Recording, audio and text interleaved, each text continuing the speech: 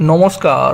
সাধারণ জনগণকে অল্প কিছু ভাতা অনুদান দিয়ে তৃণমূলের নেতা কর্মী সমর্থকেরা বেশি বেশি টাকা ইনকাম করার জন্য সমাজে যেভাবে অসামাজিক কাজকর্ম করে চলেছে, এই উপলব্ধি তাহলে কি 2026-এর পশ্চিমবঙ্গ বিধানসভা ভোটে পশ্চিমবঙ্গের সাধারণ জনগণ করতে পারবেন?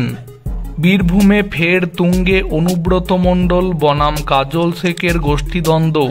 এলাকার রাশ কার হাতে থাকবে, এই নিয়ে প্রকাশ্যে তৃণমূলের এই দুই নেতার গোষ্ঠীর লড়াই। বাঁশ লাঠি দিয়ে অনুব্রত মণ্ডলের অনুগামীকে মারধরের অভিযোগ।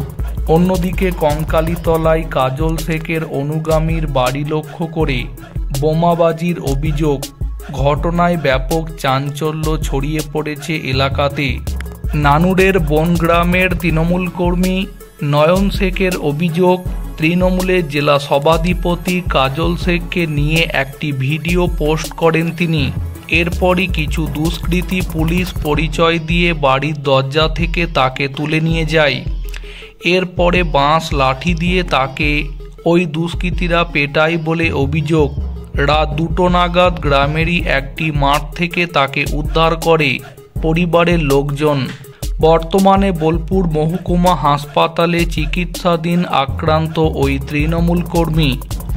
অনুব্রত মণ্ডলের অনুগামী হওয়াতেই তার ওপর হামলা বলে অভিযোগ নয়ন শেখের। অন্যদিকে কঙ্কালীতলা গ্রাম পঞ্চায়েতের তৃণমূলের আহ্বায়ক আলেপ শেখের অভিযোগ, গতকাল রাতে তার বাড়ি লক্ষ্য করে বোমা ছোড়া হয়।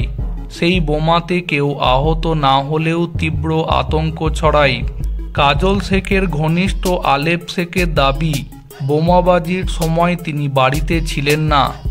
বনডাঙ্গার তৃণমূলের দলীয় অফিসে গিয়েছিলেন তিনি। বাড়ি ফিরে দেখেন বোমাবাজি হয়েছে, ধোঁয়ায় ঘিরে গিয়েছে চারদিক। আতঙ্কে মানুষ ছোটাছুটি করছে। কে বা কারা বোমাবাজির ঘটনা ঘটালো তা বলতে না পারলেও পুলিশি তদন্তে দাবি তুলেছেন আলেপ শেখ। প্রসঙ্গত, কঙ্কালীতলা পঞ্চায়েতের উপপ্রধান মামন শেখের বাড়িতেও একই কায়দায় বোমাবাজি হয়েছিল। অনুব্রত মণ্ডলের ঘনিষ্ঠ মামন শেখের বোলপুরের বাড়িতে বোমাবাজি হয়। পুলিশ তদন্ত শুরু করে একজনকে আটকও করে।